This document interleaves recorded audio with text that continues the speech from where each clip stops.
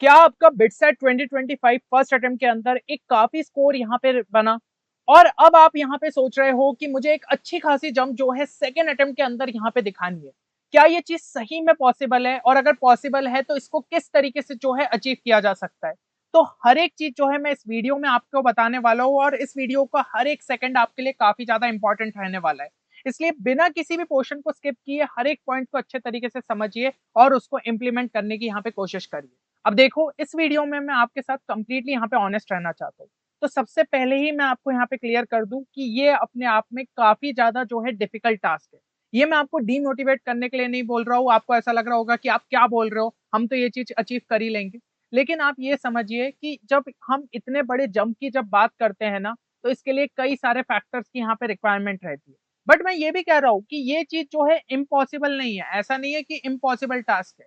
लेकिन रियलिटी में भी हमें जो है जीना पड़ेगा कि कुछ बंच ऑफ स्टूडेंट्स ही जो है इस चीज को यहाँ पे अचीव कर सकते हैं। क्योंकि आप समझिए कि यहाँ पे जो हम जंप की बात कर रहे हैं, ये जंप जो है ना वही स्टूडेंट्स यहाँ पे दिखा सकते हैं जिनके अंदर पोटेंशियल था फर्स्ट अटेम्प्ट के अंदर, बट कोई जेन्युइन रीजन की वजह से वो उस चीज को यहाँ पे अचीव नहीं कर पाए थे। एंड सेकेंड अटेम्प्ट में उन सभी कोर इश्यूज पे जो है उन्होंने अगर वर्क कर लिया ना, तब जाके जो है वो उस चीज को अचीव कर सकते हैं। तो अगर आप जो है सेम यहाँ पे ग्रुप में लाई कर रहे हो, आपको लग रहा था आप में पोटेंशियल है बट नहीं उतना स्कोर आ पाया, तो ये वीडियो आपके लिए यहाँ पे सोर्स रहेगा, क्योंकि हम आपकी यहाँ पे मिस्टेक्स को भी देखेंगे और उनका क्या सॉल्यूशन रह सकता है वो भी हम यहाँ पे जानेंगे। और एक और चीज मैं बता दूं कि चलो आप इस कैटेगरी से यहाँ पे बिलोंग नहीं करते हो, आपका ये था कि फर्स्ट अटेम्प्ट में आप अपनी गलतियों की वजह से ही एक अच्छा स्कोर नहीं ला पाए, आपका सिलेबस ही कंप्लीट नहीं था, या फिर ऐसी बहुत सारी चीजें थी जो कि आपने बिटसेट के पर्सपेक्टिव से कंप्लीट नहीं करी थी। फिर भी मैं एक चीज आपको कहूंगा कि ये वाली जंप भला ही इतना ज्यादा चैलेंजिंग हो, लेकिन 70 से 80 मार्क की जो जंप रहती है ना, वो हमने पिछले साल भी देखा है कई सारे स्टूडेंट्स ने यहाँ पे निकाली है। तो उसके लिए आपको जो है एक प्रॉपर तरीके से स्ट्रक्चर्ड तरीके से अगर वर्क करोगे ना, तब जाके इस चीज को जो है आप अचीव कर सकते हो। और इसी के लिए हमने यहाँ पे BITSAT 2025 crash course bounce back batch आपके लिए लॉन्च किया है, जिसके अंदर आपको हर एक वो रिसोर्स मिल जाता है जो कि बिटसेट में आपको एक अच्छी खासी जंप दिला सकता है। साथ ही साथ आप इसको इजीली कंप्लीट कर सकते हो before your second attempt. And इसके अंदर आपको वीडियो लेक्चर्स, पीसीएम और एलआर इंग्लिश सबके देखने को मिल जाएंगे। डीपीपी इसमें भी काफी ज्यादा रेलिवेंट प्रॉब्लम्स है, कुछ क्वेश्चन तो आपके डायरेक्टली यहाँ पे रिपीट हुए थे, शॉर्ट नोट्स के थ्रू आप फॉर्मुलेस को रिवाइज कर सकते हो। 5 फुल लेंथ मॉक टेस्ट है, 10 पार्ट टेस्ट है, और 5 एक्स्ट्रा फुल लेंथ आपको यहाँ पे मॉक टेस्ट देखने को मिल जाएंगे based on the first attempt data. जो भी हमें स्टूडेंट से हमने कलेक्ट किया, जो भी आपने चीजें यहाँ पे फेस करी थी ना, उस हिसाब से ही जो है हमने यहाँ पे पेपर्स आपके लिए जो है और एक्स्ट्रा प्रिपेयर किए हैं। तो total 10 full length mock test and 10 आपको पार्ट टेस्ट यहाँ पे कोर्स के अंदर देखने को मिल जाते हैं। और इसके अलावा आपको जो है डाउट सॉल्विंग सपोर्ट और मेंटरशिप भी मिलेगा through the live session. And ये सब चीजें आपको एक जो है बहुत ही स्पेशल प्राइस में देखने को मिल जाएगी, सिर्फ 3999 पे। तो आप इसमें जो है जल्द से जल्द यहाँ पे एनरोल कर सकते हैं, क्योंकि कुछ ही कूपन जो है अब इस कोर्स के लिए यहाँ पे रह गए। और यहाँ पे अगर आपको कोर्स रिलेटेड कोई भी क्वेरी है तो गिवन नंबर पे आप हमारी टीम को जो है कॉन्टेक्ट भी कर सकते हैं। अब यहाँ पे जो है अगर आप सोच रहे हैं कि मुझे यहाँ पे कोई बहुत बड़ी जंप नहीं दिखानी है, मेरा सिर्फ मेन मोटिव ये है कि भाई किसी तरीके से मेरा कट ऑफ क्लियर हो जाए, कि कोई ना कोई सीट मुझे बिट्स पिलानी के अंदर मिल जाए, मैं स्ट्रेट फॉरवर्ड जो है इसी चीज के लिए यहाँ पे वर्क करना चाहता हूँ। तो अगर आपका ये एम है तो सिंपली इस वीडियो को लाइक करिएगा। अगर 300 प्लस लाइक्स का टारगेट जो है हम यहाँ पे अचीव करते तो ये वीडियो हम आपके लिए रिलीज करेंगे। प्लस कमेंट सेक्शन में वो स्टूडेंट्स जो है यहाँ पे एक चीज जरूर से मेंशन करें, कट ऑफ। ठीक है, जितने ज्यादा मुझे कमेंट्स दिखेंगे डेफिनेटली ये वीडियो मैं आपके लिए जो है रिलीज करूंगा। तो अभी जाके आप कमेंट सेक्शन में इस चीज को मेंशन कर सकते हैं। अब जो यहाँ पे एक काफी बड़ी जंप दिखाने का जो है यहाँ पे सोच रहे हैं, वो सोच रहे हैं कि एक्चुअल में जो उनसे गलतियां हुई है उन पे अगर वो जो है वर्क कर ले, और उनके सॉल्यूशंस भी मैं आपको यहाँ पे बताने वाला हूँ कि उन गलतियों को सुधार कैसे सकते हो। अगर उन गलतियों को सुधार लिया आपने तो सेकेंड अटेम्प्ट में एक अच्छी जंप जो है आप निकाल सकते हो। तो सबसे पहले हम गलतियों को समझते हैं कि एक्चुअल में फर्स्ट अटेम्प्ट में आप कहाँ पे जो है यहाँ पे मात खा गए। सबसे पहली चीज थी स्पीड। ये जो कंसर्न है ना, ये मैंने कई स्टूडेंट्स के साथ यहाँ पे देखा कि उन्होंने जो है ना सारे क्वेश्चंस ही यहाँ पे नहीं देख पाए थे। अगर आपके attempted number of question less than 80 थे, इसका मतलब आपकी स्पीड बहुत ही ज्यादा स्लो थी। ठीक है, बिटसेट के पर्सपेक्टिव से जो है आपने स्पीड पे कभी वर्क ही नहीं किया। दूसरी चीज, अगर आप जो है सभी क्वेश्चन यहाँ पे देख पाए थे बट यहाँ पे 80 टू 100 क्वेश्चन ही जो है अटेम्प्ट कर पाए, तो आपकी स्पीड जो है कहीं ना कहीं मॉडरेट के आसपास थी। और अगर आपने सारे क्वेश्चंस यहाँ पे अटेम्प्ट कर लिए बट अटेम्प्टेड सिर्फ 100 से 110 के बीच में रहे, मतलब आपकी स्पीड जो है ठीक ठाक थी। तो यहाँ पे अगर आपके साथ ऐसा हुआ, और ऐसा भी हो सकता है कि आप जो है कुछ क्वेश्चंस में यहाँ पे स्टक हो गए और फिर उसके बाद रियलाइज हुआ यार काफी ज्यादा टाइम वेस्ट हो गया, क्या आपके साथ भी ऐसा हुआ? अगर ये सब चीजें आपके साथ हुई है तो आप जो है ये गलती कर गए कि आपने स्पीड पे कभी वर्क ही नहीं किया। अब इसका जो है सॉल्यूशन यहाँ पे क्या है, किस तरीके से हम अपनी स्पीड को इम्प्रूव कर सकते हैं? तो फर्स्ट जो की चीज आप यहाँ पे कर सकते हो दैट इज कि क्वेश्चन को प्रॉपर टाइमर के साथ सॉल्व करो। इसे हम कहते हैं स्पीड ड्रिल एक्सरसाइज, जो कि आपको लास्ट टाइम पे यहाँ पे करनी चाहिए कि आपके पास जो भी यहाँ पे रिसोर्स प्रेजेंट है उसमें मान लीजिए कि यहाँ पे टोटल 30 क्वेश्चन है, तो आप एक टाइमर यहाँ पे सेट करिए कि मुझे 40 मिनट्स में जो है इन क्वेश्चन को यहाँ पे सॉल्व करना है। धीमे धीमे टाइम कम करते जाइए, 35 मिनट्स, फिर उसको 30 मिनट्स तक ले गए। इस हिसाब से 1 क्वेश्चन 1 मिनट के अंदर करने की हमें स्पीड तक यहाँ पे पहुंचना पड़ेगा, तब जाके बिटसेट में आप सभी क्वेश्चंस को यहाँ पे अच्छे तरीके से देख पाओगे और मैक्सिमम क्वेश्चंस यहाँ पे अटेम्प्ट कर पाओगे। तो आपको ये स्पीड ड्रिल एक्सरसाइज अभी जो है डेली बेसिस पे यहाँ पे करनी रहेगी। इसके अलावा आपको ये समझना होगा कि क्वेश्चंस जो कि आपको यहाँ पे लेंदी लगते हैं उनको लास्ट में अटेम्प्ट करो। तो this is known as art of skipping. ये आपको अगर नहीं आता है तो आप बहुत बड़ी गलती कर रहे हो। आप जब भी यहाँ पे स्पीड ड्रिल एक्सरसाइज कर रहे हो या फिर मॉक टेस्ट दे रहे हो, आपको यहाँ पे मुश्किल क्वेश्चन या फिर लेंदी क्वेश्चन को पहचानते हुए आना चाहिए और उनको लास्ट के लिए जो है आपको छोड़ना पड़ेगा। इसके अलावा सभी फॉर्मूलेस जो है अच्छे तरीके से यहाँ पे मेमोराइज कर लीजिए, ठीक है ना, क्योंकि हमारे पास यहाँ पे एग्जाम में टाइम नहीं बचता कि हम फॉर्मूलेस यहाँ पे याद करें या फिर डिराइव करें। हमारे भाई मतलब जुबान पे रहनी चाहिए कि अगर आपको कोई सोते सोते भी उठा दे इसका क्या फॉर्मूला है, तो फॉर्मूला आपको याद रहना चाहिए।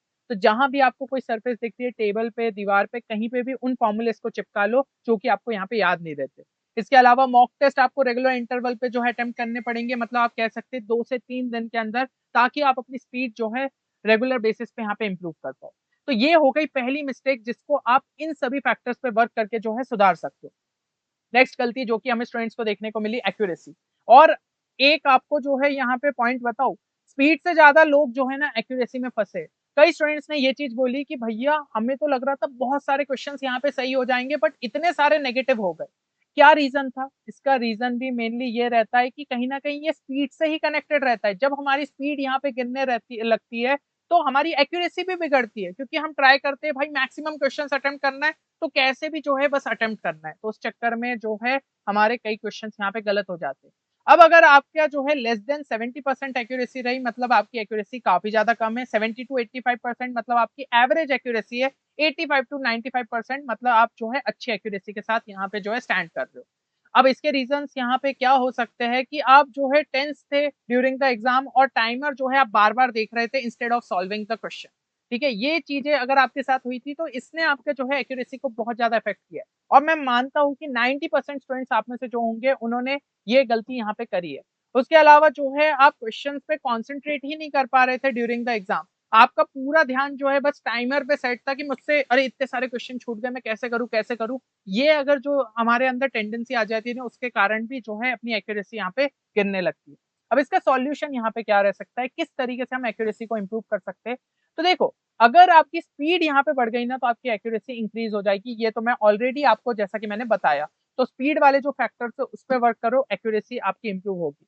और देखो फोकस भी इंक्रीज करना पड़ेगा, क्योंकि फोकस जितना बिगड़ेगा उतनी ही एक्यूरेसी भी गिरती है। तो फोकस को इंप्रूव करने के लिए अभी के जो बचा हुआ टाइम है उसमें रोज का ये टास्क रखो, डेली मेडिटेशन करना है 10 से 15 मिनट।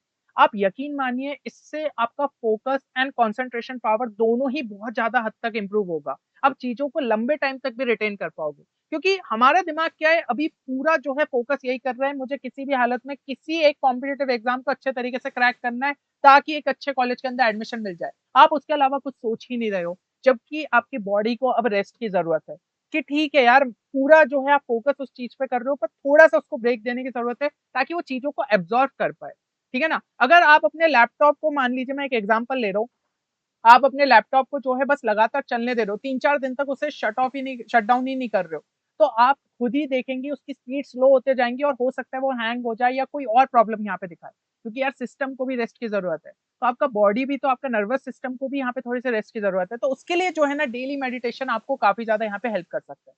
और जब भी मॉक टेस्ट यहाँ पे अटेम्प्ट कर रहे हो, अपने ब्रेन को इस हिसाब से ट्रेन करो कि कंप्लीट फोकस आपका जो है क्वेश्चन सॉल्व करने पे रहे, ना कि टाइमर पे। टाइमर तो देखिए, अगर आपने स्पीड अच्छी रखी ना तो डेफिनेटली लास्ट में भी आपके पास टाइम बचेगा, इवन आप बोनस क्वेश्चन भी अटेम्प्ट कर सकते हो। तो पूरा फोकस ये रखो कि वो क्वेश्चन जो है मुझे जल्दी से जल्दी करना है। टाइमर को भाई ठीक है, बीच में आपने जो है 3 या 4 बार नज़र मारी, वो समझ में आता है कि वो एक चेक पॉइंट हो गया कि कहीं मैं सही में तो अपनी स्पीड मेरी बहुत ज़्यादा स्लो नहीं रह गई। लेकिन अगर आप उससे ज़्यादा बार देख रहे हैं तो आप डर रहे हो, तो वो डर को हमें जो है यहाँ पे हटाना रहेगा। इसके अलावा हम जो है तीसरी मिस्टेक पे यहाँ पे फोकस करते हैं, वो क्या है कॉन्सेप्चुअल क्लैरिटी। हो सकता है आपके कॉन्सेप्ट ही उस लेवल पे यहाँ पे तैयार नहीं हो। तो देखो, अगर आप जो है लेस देन 70 क्वेश्चंस ही खुद के दम पे यहाँ पे कर पाए थे, ठीक है? तो इसका मतलब आपके कॉन्सेप्चुअल क्लैरिटी यहाँ पे वीक है। अगर आपने 70 टू 90 क्वेश्चंस जो है खुद के दम पे कर लिए थे, तो कहीं न कहीं आप एवरेज स्टैंड कर रहे हो। और अगर आपने 90 टू 110 क्वेश्चंस कर लिए थे, तब तो आपकी जो है कॉन्सेप्चुअल क्लैरिटी अच्छी है और ज़्यादा जो है आप थोड़ा-सा यहाँ पे इम्प्रूव कर सकते हो। अब इसमें जो है रीज़न ये हो सकते हैं कि आप जो है कई सारे फ़ॉर्मूलेज़ यहाँ पे याद ही नहीं रख पाए थे एग्ज़ाम के टाइम पे, आपको लग रहा था ये जो है इसकी जगह ये आएगा कि इसकी जगह वो आएगा, ऐसा कुछ आप सोच रहे थे। या फिर फ़ॉर्मूला याद था लेकिन उसको अप्लाई कैसे करना है वही आपको नहीं समझ में आ रहा था। कई सारे क्वेश्चन अगर आपको एकदम नए से लग रहे थे कि ये तो मैंने कभी प्रैक्टिस ही नहीं करे, तो इसका मतलब जो है आपने क्वेश्चन प्रैक्टिस अच्छे तरीके से नहीं करी, आपने कॉन्सेप्ट्स पे वर्क ही नहीं किया। तो ये सब अगर आप जो है इन चीज़ों से यहाँ पे जगल कर रहे हो, तो कॉन्सेप्चुअल क्लैरिटी पे वर्क करना पड़ेगा। अब कॉन्सेप्ट्स को हम किस तरीके से यहाँ पे बिल्ड कर सकते हैं, आपके जो भी ऐसे चैप्टर लग रहे हैं जहाँ आप फँसे थे, उस चैप्टर को उठाइए और उन सब सेक्शंस को जो है पिक करिए जिनको आपको लग रहा है कि आप वीक है। पूरे चैप्टर पे जाने का हमारे पास अभी कम टाइम बचा है, तो हम जो है सब सेक्शंस को ही उठाएँगे कि पर्टिकुलर चैप्टर में कहाँ-कहाँ पे आपको जो है नई चीज़ें यहाँ पे याद रहती। उसके बाद उन सभी सब सेक्शंस के कुछ अच्छे सॉल्व्ड एग्ज़ाम्पल्स आप देखिए कि फ़ॉर्मूलेज़ को किस तरीके से अप्लाई करना है, या फिर जो वो कॉन्सेप्ट्स लेके उनको अच्छी जो है अंडरस्टैंडिंग यहाँ पे लाइए। और एक अच्छी कोई भी रेफरेंस बुक उठा के अगर आप इन चीज़ों को करोगे तो वो चीज़ें आपकी क्लियर हो जाएगी। और बचे हुए सब सेक्शन के लिए बस इंपॉर्टेंट फ़ॉर्मूलाज़ और कॉन्सेप्ट देख लीजिए, क्योंकि वो ऑलरेडी आपके जो है स्ट्रेंथन है। ठीक है ना? उसके लिए आप अपने शॉर्ट नोट्स यूज़ कर सकते हो अगर आपने अच्छे तरीके से प्रिपेयर किए थे। और एक चीज़ याद रखिए कि सिर्फ थ्योरी हेल्प नहीं करने वाली, अगर ये भी आप चीज़ कर रहे हैं तो ये भी आपकी फर्स्ट अटेम्प्ट की ही मिस्टेक थी। आपको क्वेश्चंस प्रैक्टिस करने ही पड़ेंगे। लास्ट टाइम पे तो मैं स्पीड ड्रिल एक्सरसाइज इसलिए ही रिकमेंड करता हूँ ताकि स्पीड आपकी लगातार बढ़े। स्पीड ही तो एक क्रूशियल फैक्टर रहता है। और स्पीड तब भी बढ़ेगी जब कॉन्सेप्ट भी अच्छे तरीके से क्लियर रहेंगे, नहीं तो कॉन्सेप्ट सोचने में ही टाइम चला जाएगा। तो प्लीज़ इस चीज़ पे भी जो है आपको यहाँ पे वर्क करना पड़ेगा। अच्छा, कुछ बुक्स जो कि आप रेफर कर सकते हो केमिस्ट्री के लिए, एनसीईआरटी प्लस एनसीईआरटी एग्जाम्पलर जो है आप देख सकते हो for the solved example purpose.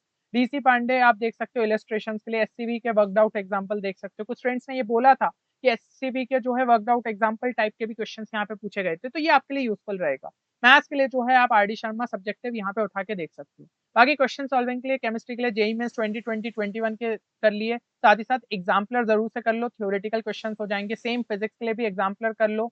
And maths के लिए आरडी शर्मा जो है आप लगा सकते हो, ठीक है।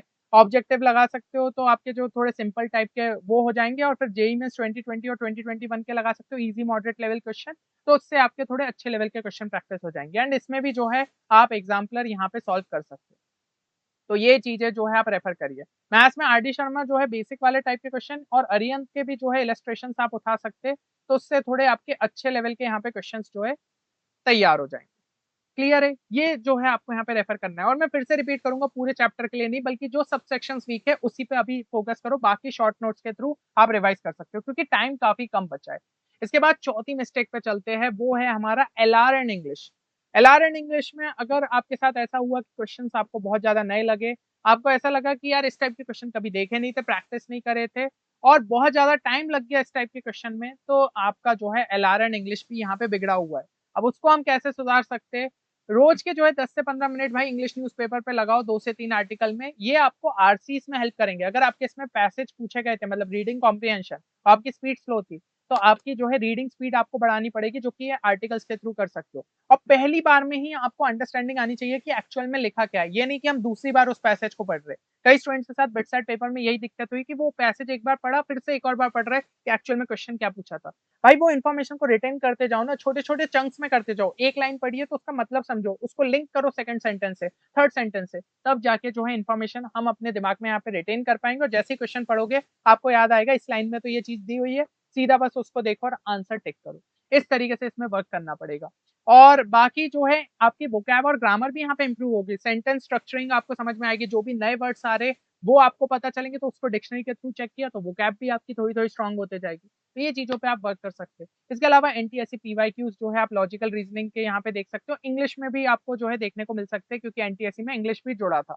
और फिर यहाँ पे जो है 30 से 40 क्वेश्चन जो भी ब्रोशर में टॉपिक्स दिए उन पे आप जो है यहाँ पे वर्क करिए, और कुछ मिसलेनियस टॉपिक्स जो कि ब्रोशर में नहीं दिए लाइक क्यूब्स, कोडिंग, डिकोडिंग, इनसे भी क्वेश्चन जो है आपकी शिफ्ट में आपको देखने को मिले होंगे, तो उनके भी क्वेश्चन आप प्रैक्टिस कर लीजिए। और यहाँ पे जो जो भी चीजें मैं आपको फैक्टर्स गिना है, भलाई वो LR इन इंग्लिश हो और या फिर जो है आपको फॉर्मूलेस यहाँ पे रिवाइज करने हो, मॉक टेस्ट करने हो, तो इसके लिए भी जो है आप हमारी वेबसाइट पे विजिट कर सकते हो, क्योंकि सेपरेट पैकेजेस काफी कम प्राइसेस में आपको जो है अवेलेबल देखने को मिल जाएंगे। और यहाँ पे जो मैंने फैक्टर्स गिनाए ना कि ये सब चीजों पे आप वर्क करिए, तो अगर आपको ये नहीं समझ में आ रहा कि इनके लिए कौन से रिसोर्सेज को यूज कर सकते हैं, तो उसके लिए भी आप हमारी वेबसाइट पे विजिट कर सकते हैं, जहाँ पे आपको rapid revision course, LR and English, mock test, short notes, ये सब चीजें देखने को मिल जाएगी और काफी कम प्राइसेस पे अवेलेबल है। रैपिड रिवीजन कोर्स के थ्रू आप PCM का जो है फटाफट यहाँ पे रिवीजन कर सकते हो। और वैसे मैं बताऊँ तो क्रैश कोर्स के अंदर तो सभी चीजें दी है, तो एक ही जगह पे आपको सारी चीजें यहाँ पे देखने को मिल जाती है। तो इनके जो डिस्काउंट कूपन कोड है, अगर आप सेपरेटली परचेस करना चाहते हैं तो वो डिस्क्रिप्शन में देखने को मिल जाएंगे, आप वहां पे जाके जो है चेक कर सकते हैं। एंड बाकी कोर्स से रिलेटेड कोई भी क्वेरी है तो गिवन नंबर पे आप हमारी टीम को यहाँ पे कांटेक्ट भी कर सकते हो। अब फाइनल चीज बस यही कहना चाहूंगा कि ये जो है ना एक पांचवी मिस्टेक जो कि मैं स्टूडेंट के यहाँ पे कहना चाहूंगा, ये फाइनल मिस्टेक है कि आप अपने गोल से डिस्ट्रैक्ट हो रहे हो। अभी भी अगर जो है आप बिटसेट को प्लान बी मानते हुए चल रहे हो, आप प्लान ए यही ले रहे हो कि ठीक है यार पेपर बिगड़ भी गया तो ड्रॉप ले लूंगा, क्या जा रहा है, या फिर कोई दूसरे कॉलेज में एडमिशन ले लूंगा, आपने ऑलरेडी जो है शायद यहाँ पे उनके काउंसलिंग प्रोसेस में जो है पार्ट लेना स्टार्ट भी कर दिया होगा। तो अगर आपका मन डिस्ट्रैक्टेड है, आपको लिए प्लान ए ऑलरेडी सेट है, तो प्लान बी कभी भी जो है सक्सेसफुल नहीं होगा। समझ लो इस चीज को। अगर आपका माइंडसेट क्लियर है कि plan A, plan B, plan C सब मेरा जो है बिटसेट का सेकंड अटेम्प्ट ही क्लियर करना है, तभी जाके बिटसेट क्रैक हो सकता है। तो ये जो है आपका पांचवा टास्क होना चाहिए कि अपने गोल से मत डिस्ट्रैक्ट हो, एक ही जो है आपका यहाँ पे मेन टारगेट रखो। फाइनली यहाँ पे मेरे हिसाब से आपको आपकी गलतियां और उसके जो सॉल्यूशन है वो यहाँ पे क्लियर हो गए होंगे। और आखिरी चीज जो कि मैं यहाँ पे कहना चाहूंगा कि लास्ट मोमेंट तक अपनी फाइट दो, क्योंकि अभी सेकंड अटेम्प्ट खत्म नहीं हुआ है। फर्स्ट अटेम्प्ट में जो हुआ उन चीजों को हम भुलाएंगे, हाँ उन गलतियों को जरूर सुधार लेंगे, लेकिन उस रिजल्ट को अपने दिमाग पे जो है हावी नहीं होने देंगे, बल्कि सेकंड अटेम्प्ट के अंदर जो है एक बेटर स्कोर निकालने की कोशिश करेंगे। एंड सब चीजों से अगर आप एग्री करते हैं, तो एक चीज जो है मैं चाहूंगा, क्योंकि ये सेल्फ एनालिसिस आपके लिए काफी इंपॉर्टेंट है, फर्स्ट अटेम्प्ट के अंदर आपका क्या स्कोर रहा और एग्जाम देने से पहले आप क्या टारगेट स्कोर जो है लेते हुए चल रहे थे और क्या गलतियां आपको लगी कि आपने करी, ये चीज जरूर से मेंशन करिए। मैं ये नहीं पूछ रहा हूँ सेकंड अटेम्प्ट के लिए क्या टारगेट स्कोर लेते हुए चल रहे हो, क्या टारगेट स्कोर आप फर्स्ट अटेम्प्ट से ही पहले लेते हुए चल रहे थे बट फर्स्ट अटेम्प्ट में वो स्कोर नहीं पहुंच पाया जो एक्चुअल स्कोर आया। तो ये तीन चीजें मेंशन करिए। जब ये गलतियां आपको क्लियर हो जाएगी तो सेकंड अटेम्प्ट में आप वो गलतियों को नहीं दोहराओगे, है ना। तो इसमें आप कम से कम टॉप 3 मिस्टेक्स अपनी जो है मेंशन कर सकते हो, शॉर्ट में ही सही, बट आपको जो है क्लियर रहना चाहिए यहाँ पे। चलिए उम्मीद करता हूँ ये वीडियो आप सभी के लिए बेनिफिशियल साबित होगा। मिलते हैं नेक्स्ट वीडियो में, तब तक के लिए take care and good bye.